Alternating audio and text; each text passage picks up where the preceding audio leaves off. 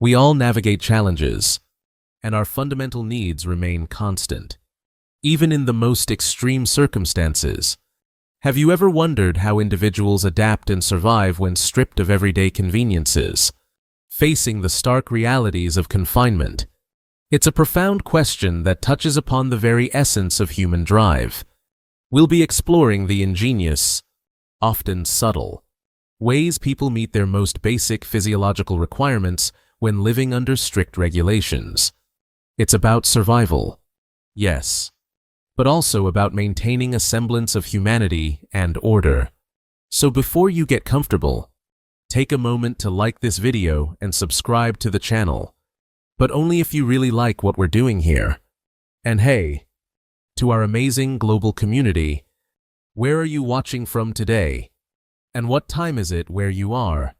Drop that in the comments below.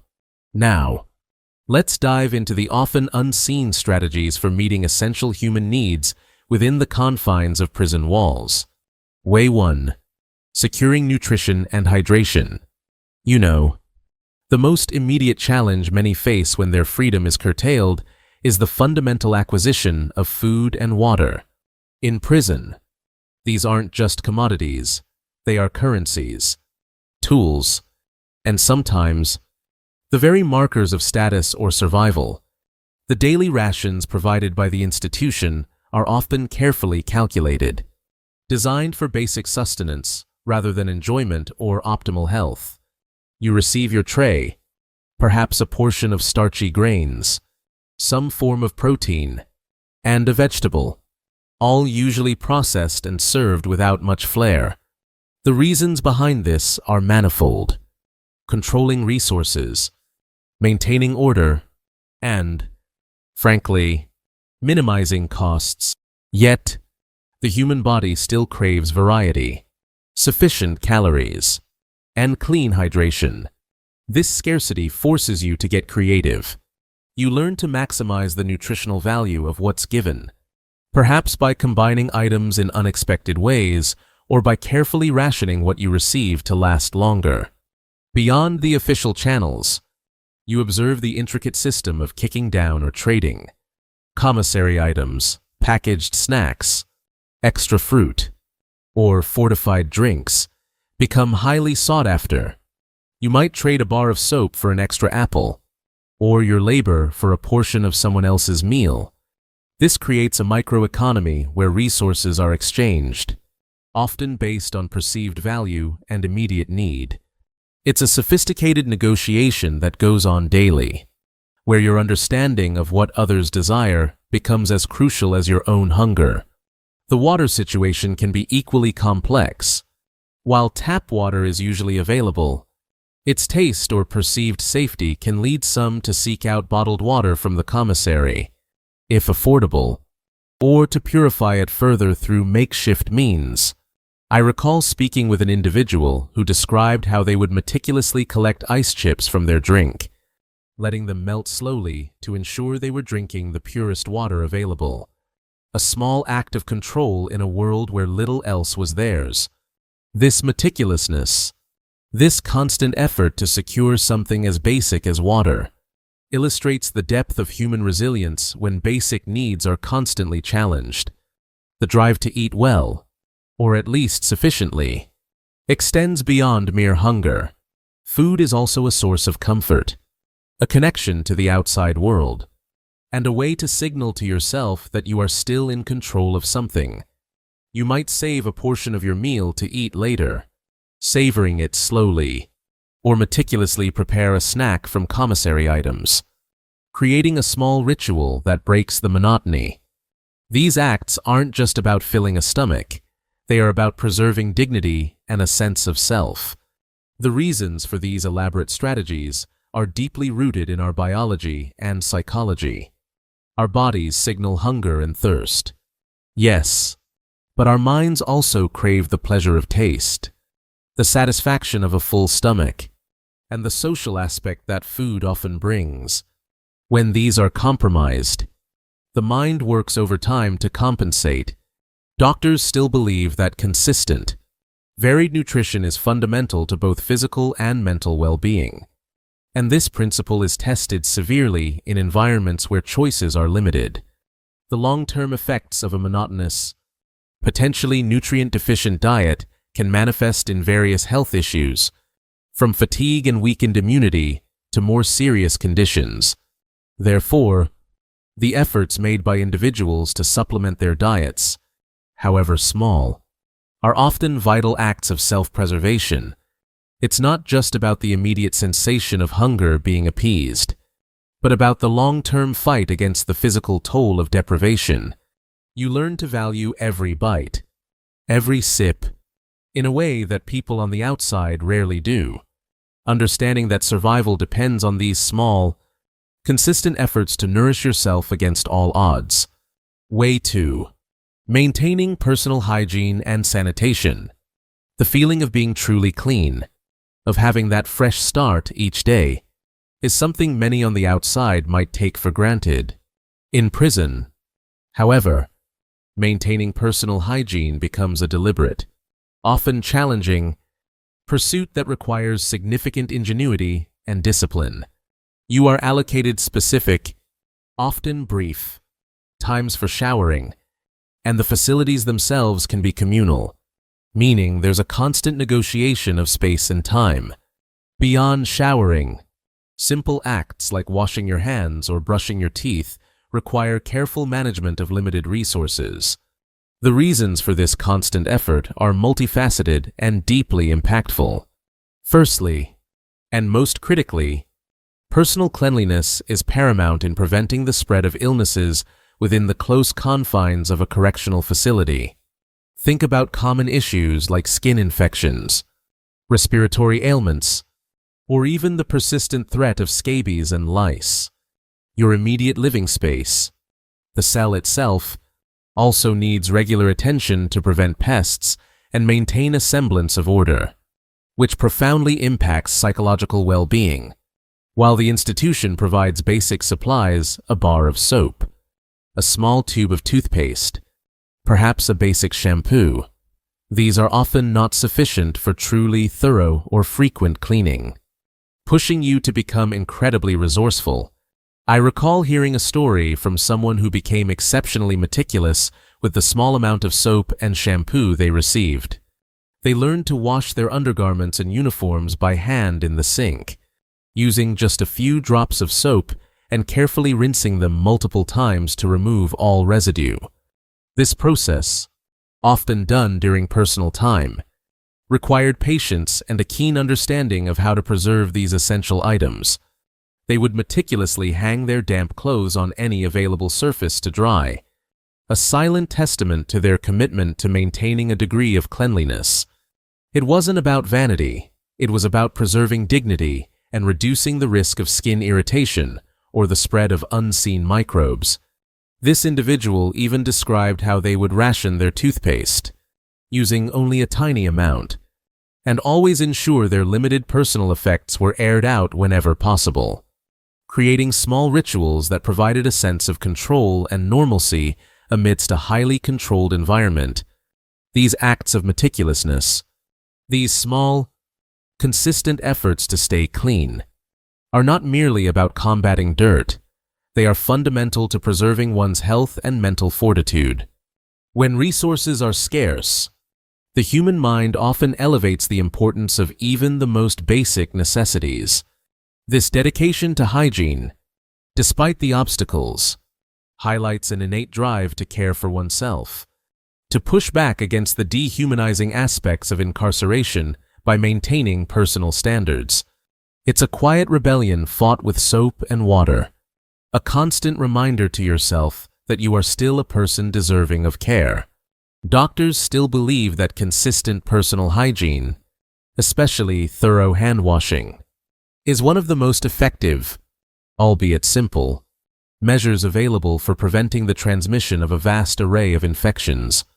Even in the most challenging environments, dedicating a few extra moments to meticulously wash your hands with soap and water before eating or after using the restroom, and keeping your immediate living area as tidy and clean as possible, can significantly reduce your risk of falling ill and protect the health of those sharing your space. It's a powerful, yet often understated, act of self-preservation that underscores the profound connection between cleanliness and overall well-being, even when external conditions are far from ideal. Way 3. Establishing social connections and order. Beyond the immediate concerns of food, water, and cleanliness, there lies a deeper, more pervasive human need: connection.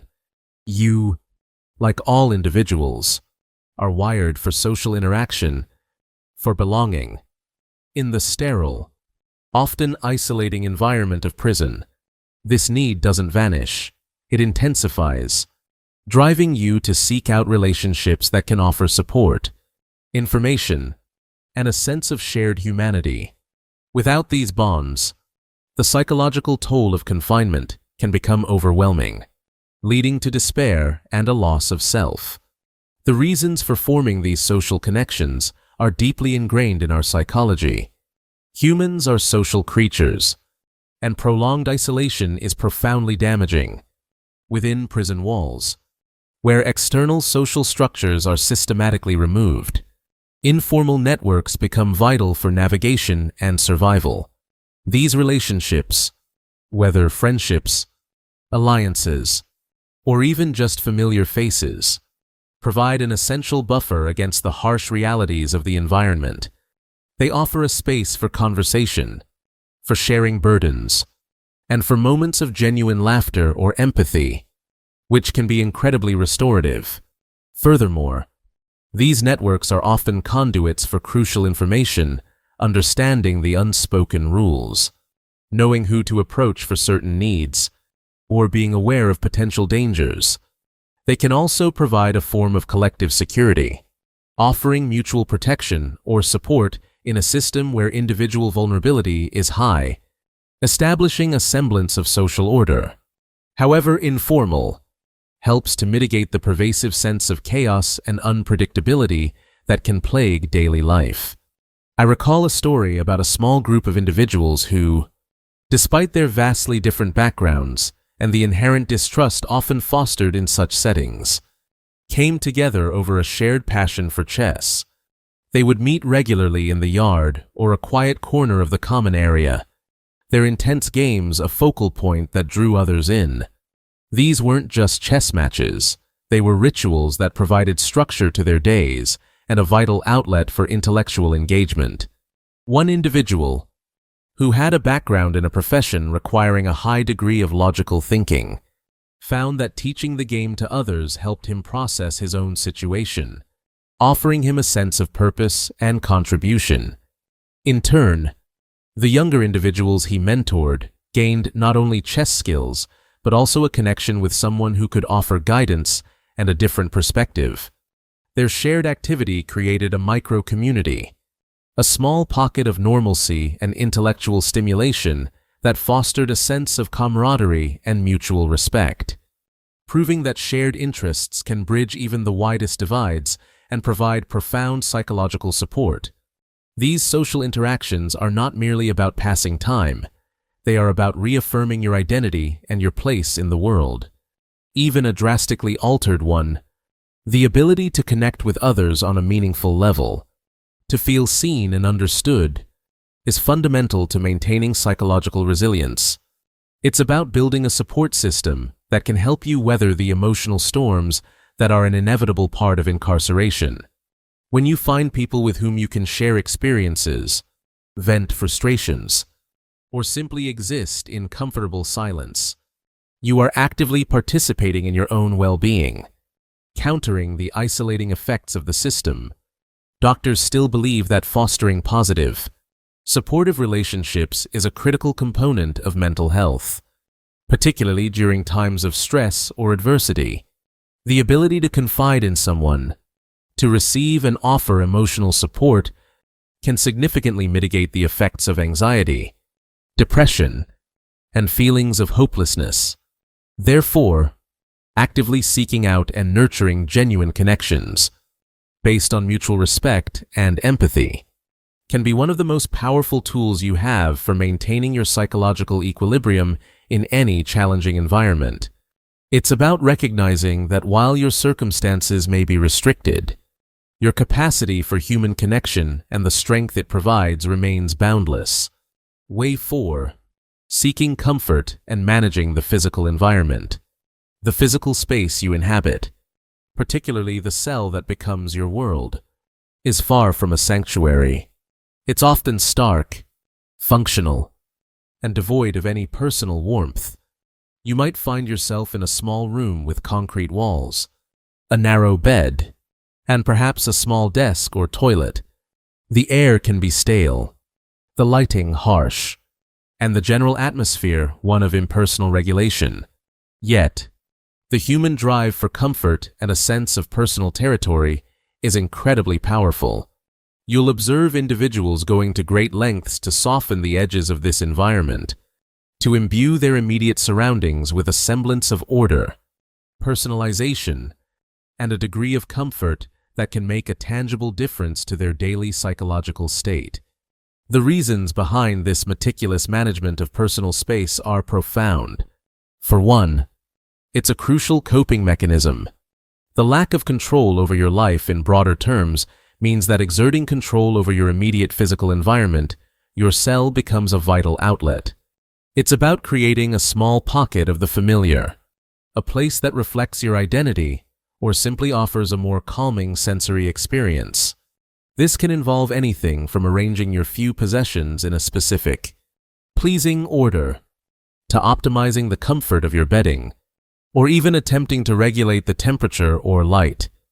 The sheer monotony and stress of prison life mean that a comfortable, organized space can be a powerful psychological anchor, reducing anxiety and fostering a sense of calm. It's about making a sterile box feel a little more like your space, a place where you can retreat and find a moment of peace. I remember hearing about an individual who, despite having very few personal items, spent hours meticulously arranging the few photographs they were allowed on the wall. They used small pieces of carefully saved sticky tape, ensuring each picture was perfectly aligned, creating a small collage that brought faces and memories into their stark room. They also took great care with their bedding, often a thin mattress on a hard bunk, finding ways to fold and arrange the blankets to create a more supportive and comfortable surface for sleeping. Some might take worn-out clothing and carefully cut and stitch them to create makeshift pillows or cushion covers. Others might use colored paper scraps, if available, to create simple decorations or patterns on the wall. These aren't just acts of tidying. They are deliberate attempts to personalize and humanize a dehumanizing environment. They represent a quiet assertion of self, a refusal to be entirely defined by the limitations of the institution. These efforts to create comfort and manage your physical environment are not frivolous. They are essential for maintaining mental and emotional well-being. The ability to control even small aspects of your surroundings can significantly impact your stress levels and your overall sense of agency. When your external world is highly regulated, the internal world and the immediate physical space you occupy become even more significant. Making your bed a comfortable place to rest, ensuring your limited belongings are organized, or adding a personal touch to your walls can provide a much-needed sense of stability and normalcy. It's about creating a personal sanctuary, however small, that allows you to recharge and face the challenges of the day ahead. Doctors still believe that having a sense of control over one's immediate environment is a fundamental aspect of psychological health. Even small acts of personalization and organization, like keeping your living space tidy or arranging personal items in a way that is pleasing to you, can reduce feelings of helplessness and stress. For individuals in restrictive environments, these acts become even more critical for maintaining a positive outlook and a sense of self-worth, demonstrating that even in the most challenging circumstances, the human need for comfort and personal space plays a vital role in overall well-being. Way 5. Engaging in meaningful activity or purpose. The days can stretch out, formless and gray. What do you do when the clock ticks, but there's no external push, no inherent demand on your time beyond basic institutional requirements. You find it, you create it.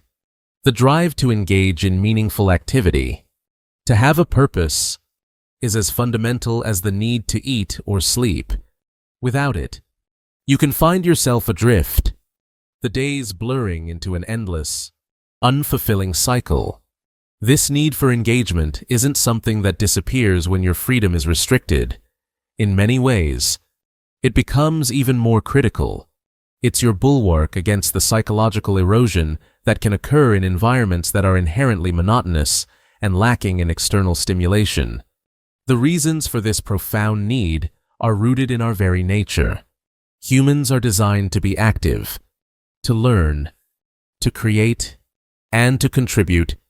When these outlets are removed, a sense of emptiness can creep in, leading to apathy, depression, and a decline in cognitive function. Purpose provides structure to the day, breaking it down into manageable tasks and offering goals to strive for. Achieving these goals, however small, generates a sense of accomplishment and boosts self-esteem. It's a way to maintain a sense of competence and identity, to prove to yourself that you are still capable and valuable. For many, engaging in activities like education, vocational training, or creative pursuits becomes a vital way to keep their minds sharp, to preserve skills, and to prepare for a potential future outside the prison walls. It's about staying mentally agile, about not letting your intellect or your spirit stagnate.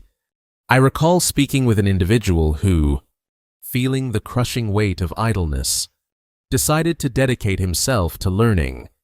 He joined every educational program available, from basic literacy to vocational courses in areas like carpentry and electrical work. But his true passion, he confided, was writing.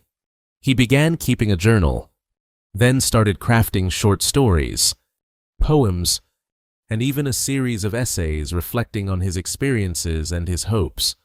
He'd spend hours each day hunched over a small notebook, his pen moving furiously, crafting narratives that transported him beyond the confines of his cell. He shared his work with a few trusted peers, and their feedback, along with his own relentless practice, fueled his progress. He described how this act of creation gave his days meaning, transforming hours that might have been lost to despair into periods of focused, productive effort. It wasn't just about writing, it was about the process, the discipline, and the quiet satisfaction of bringing something new into existence.